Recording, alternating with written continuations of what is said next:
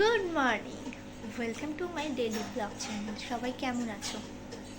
শুরু হয়ে গেছে আজকে একটা নতুন দিন। কীভাবে যে দিনগুলো কাটে সত্যিই আমরা কেউই বুঝতে পারি না। এই দেখো, কাল কিন্তু সকালে ঠিক এরকম সময় তোমাদের সাথে আবার ব্লগ স্টার্ট করেছিলাম। তারপর আস্তে আস্তে দুপুর, দুপুর থেকে বিকেল, বিকেল থেকে সন্ধ্যা, সন্ধ্যা থেকে রাত এবং রাতের ঘুম। তো জাগার আগে তোমাদের সাথে কথা বলি, তারপর যখন ঘুমাতে যাই কীভাবে রাতটা কেটে সকাল হয়ে গেল। তো আবার একটা নতুন দিনও স্টার্ট হয়ে গেল। ঠিক তেমনই আজকের দিনটাও এইভাবেই তাড়াতাড়ি কেটে যাবে। চলে আসবে আবার একটা নতুন দিন। দিন আর সময় সত্যি যেন কারোর জন্যই থেমে থাকে না। যাই হোক, চলো আজকের দিনটা স্টার্ট করা যাক। আমি অলরেডি ভাত বসিয়ে দিয়েছি আর দিদি কাজ করছে। তো চলো দিদির কাজগুলো হয়ে যাক, আর আপাতত একটু চা খাবো। তো চলো কাজ রান্না তো বসিয়ে আসি, তারপর ফিরে আসছে। আর আমার এদিকে কিছু কাজ ছিল, তো সেগুলো করে নিই।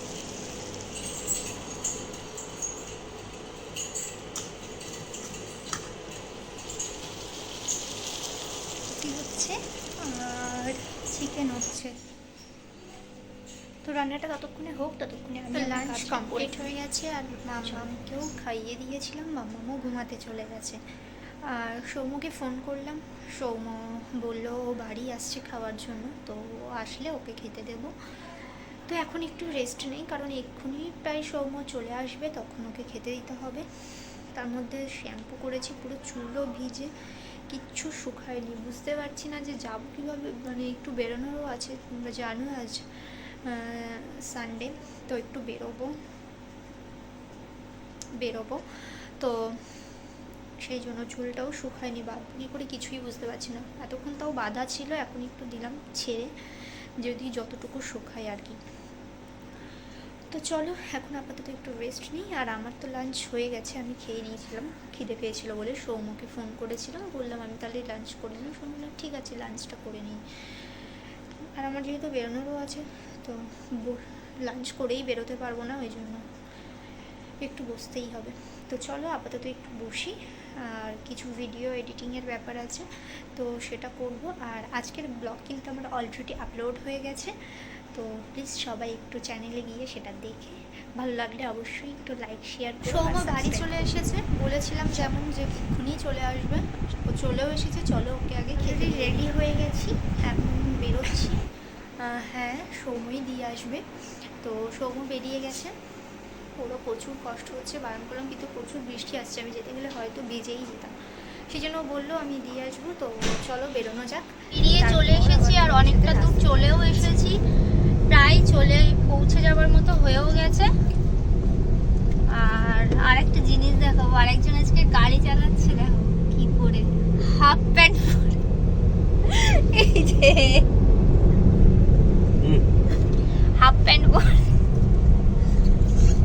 তো চলো আগে যাইতে পারে। কীর্তনের ভাষা আমরা বুঝি না। চাদু সরো নামিয়ে দেবো এক। আমি তো সেটাই বলছি, আমরা তো আমাদের কীর্তনের ভাষা বুঝি, আর ওরাও বুঝতে পারে কি কথা বলছে, কিন্তু ওদের শুধু ওরাই বুঝতে পারে যে কি উচ্চারণ করছে, আমরা কেউ বুঝতে পারি না। ওরা যেন তোর উচ্চারণ করলে সবাই খিস্তি হবে, যা গালি গালি।